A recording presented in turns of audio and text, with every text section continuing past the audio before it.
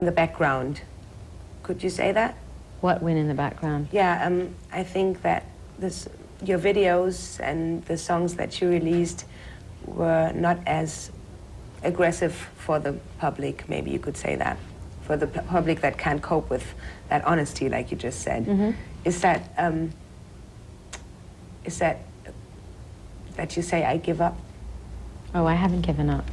I don't imagine, but I just wanted to ask you why you know, when you just look at you as an image, everything became a little bit more,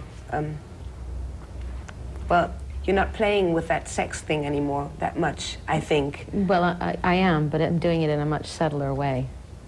Do you think that's better, just not to give them such a big... I don't think it's better, it's just what I'm doing right now.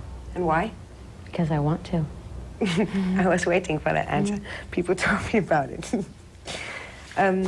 As you say that maybe some outlooks on you in the press were not right, do you think that if you put them all together, all the little pieces that people wrote about you, no matter if good or bad, do you think that those bring out the real you then, if you put them all together, or is there still something missing?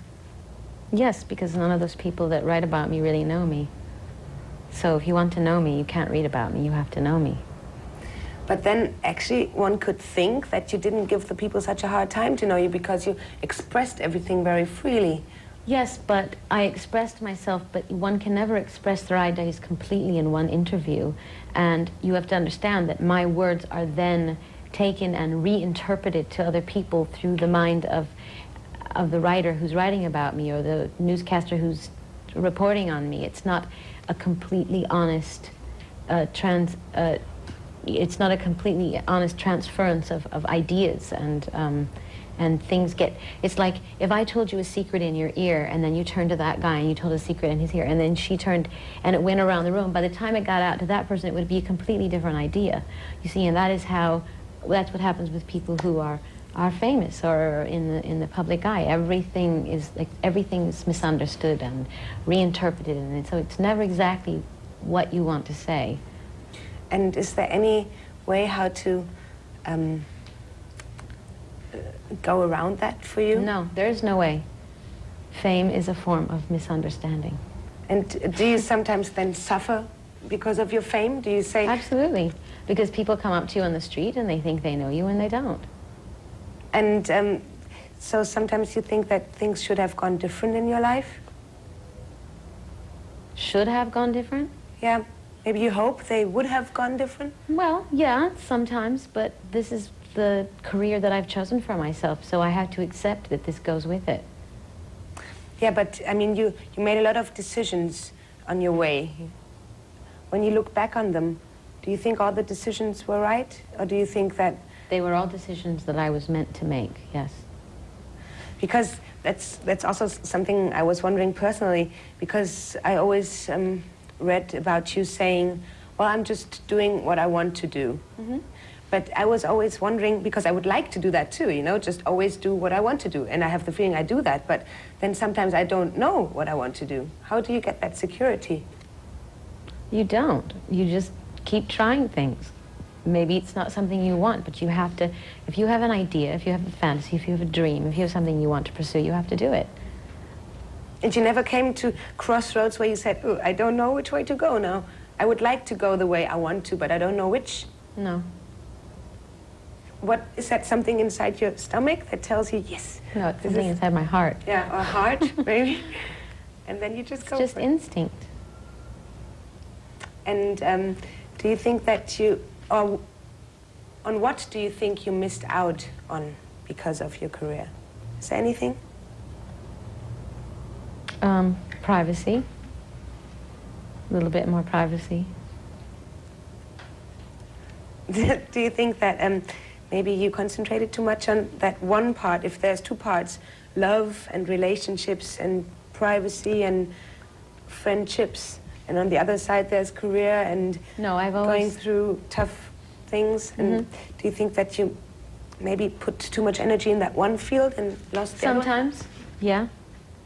As far as relationships go, yeah, I think so. But I think there's a time and a place for everything. I think everyone goes through a period of time where they focus more on their career and finding out who they are in the world and experimenting. You have to travel all the time, and then you get to another stage in your life and you want to concentrate on other things, and I think it's just a cycle, it's a thing, you just go through it, and that's what I've done. At what stage are you right now then? Well, I've never said one or the other. I've never only been interested in my career. I've always had boyfriends. I've always been in a relationship. And I have never been at a point where I've only concentrated on my relationship and forgotten about my career. I can't. But don't you think that maybe something that was really something you wanted to keep maybe broke apart because of outer circumstances? Yeah, sometimes. Like, for example, what or how? How did the outer circumstances? Well, sometimes when, you know, you say you're having a problem in your relationship, but say you have to go on the road for 6 months, it's really hard to deal with things when you have to do shows every night, and sometimes rather than, you know, deal with it because it requires a lot of effort, you let things go because at that time in your life you just can't go there. Do those friends or relationships understand? Never my friends. My friends always understand. They say, we can understand your life, although they've never been in a life like that? Well, the handful of friends that I have understand my life.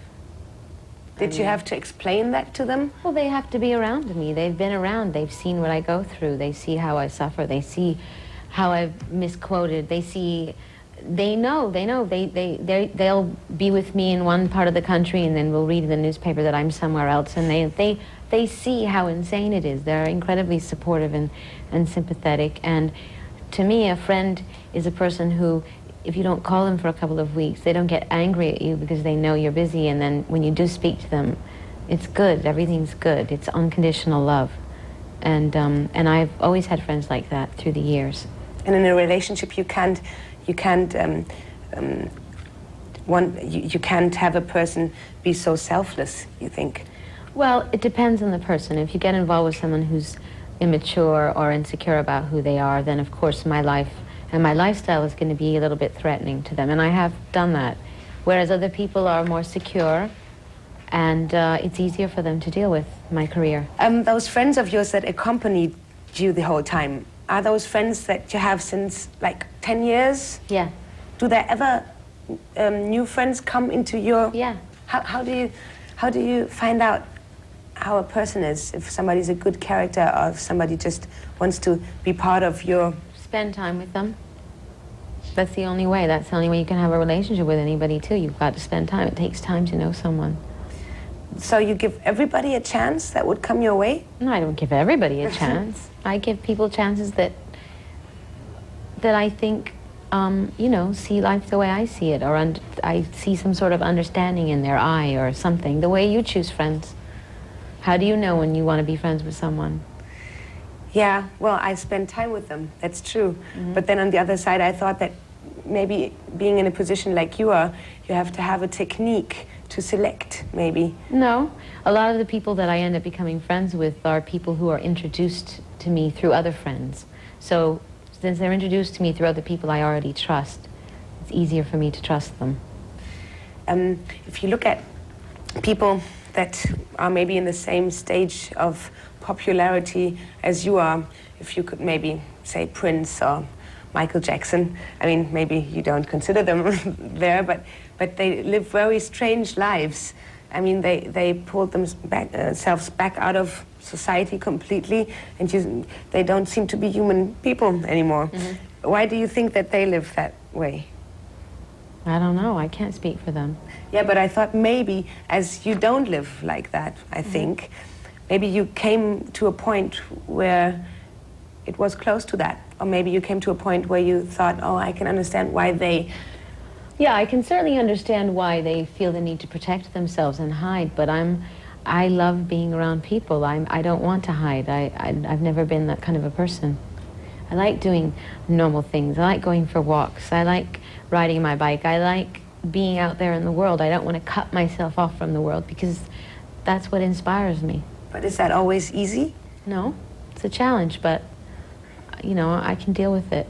For example, if you go with your bike for a ride, how can I imagine